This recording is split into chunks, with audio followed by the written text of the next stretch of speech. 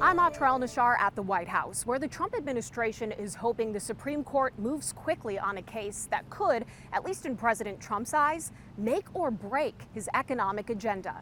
Trump has called tariffs the most beautiful word in the dictionary and has leaned on an emergency powers law to impose double-digit import taxes on products coming from just about every country on Earth in an effort to deter the flow of fentanyl and close trade deficits. But lower courts, most recently a federal appeals court on Friday, say Trump went beyond his executive authority under the law, siding with a group of small businesses and states suing the president. In their filing with the Supreme Court, the administration argues that tariffs and subsequent trade negotiations are pulling America back from the precipice of disaster, restoring its respect and standing in the world, eliminating decades of unfair and asymmetric trade policies, and also address the separate national emergency arising from mass importation of fentanyl and other illegal drugs. The appeals court says the tariffs can stay in place until mid-October to give the White House time to appeal.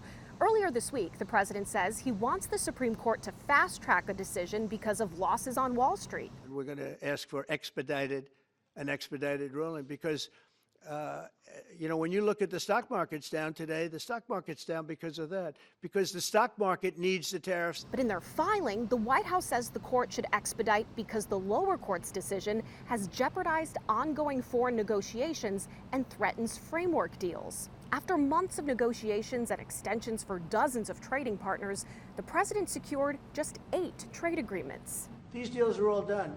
I guess we'd have to unwind them. If we don't win that case, our country is going to suffer so greatly.